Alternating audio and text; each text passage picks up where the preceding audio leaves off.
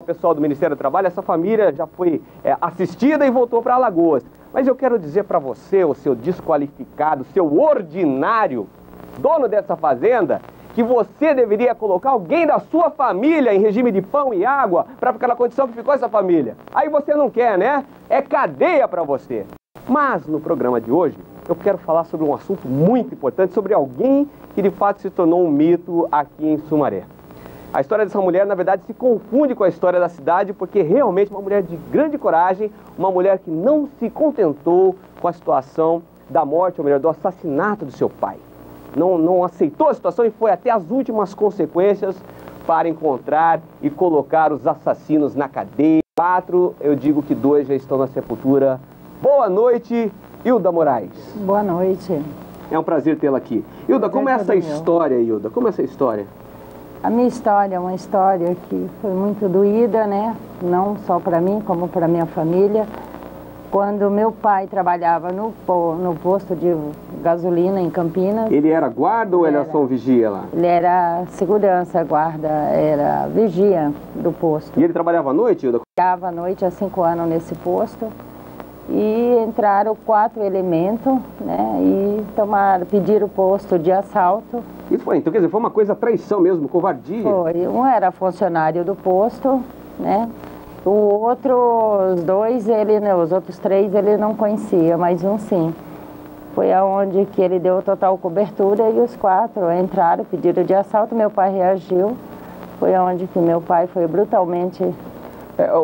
realmente dramática, eu diria, uma história bastante triste. A gente nota que você se emociona quando fala disso, eu sei que é difícil, eu gostaria de ter a compreensão dos telespectadores e quero que você se sinta à vontade aqui, nós não queremos te forçar uma situação que você se sinta mal, mas por gentileza, como é que foi isso? Você se infiltrou no meio da quadrilha?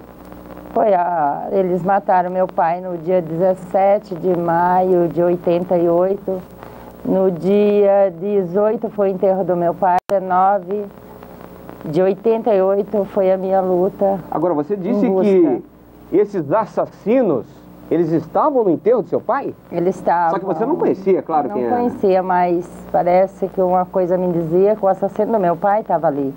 Foi aonde que eu apontei e falei, foi você que matou meu pai. Aí ele falou para mim que meu pai era valentão, que para roubar ele tinha que passar por cima do cadáver dele. E foi isso que o bandido fez, passou para lá e para cá. E eu não me nada, aí eu apontei, eu falei, então foi você que matou. Se você não matou, você sabe quem matou. E aí, Hilda, a partir daí você começou a se envolver com a quadrilha, é isso? Aí eu me envolvi e entrei junto com a polícia, investigando. Todo dia eu estava cobrando do delegado Miguel Vaite Júnior de Campinas, que na época, quando foi para a investigação, foi o delegado Roberto Rocha Soares. Eu e o delegado Roberto Rocha Soares acabamos brigando bastante. Aí subiu o delegado Miguel Vaite Júnior. Ô Hilda, mas me diz um pouquinho, nessa sua entrada aí no meio dessa quadrilha, como é que foi? Eles não perceberam nada de estranho, alguém se infiltrando no meio deles?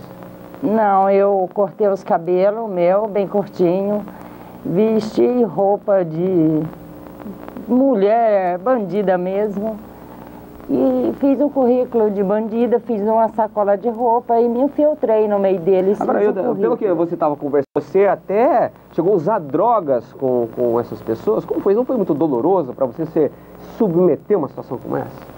Foi muito doloroso, sim, foi doído, mas eu precisava, porque eu tinha que dar uma prova para o delegado, que ele só fazia a prisão desses caras se ele tivesse uma prova concreta.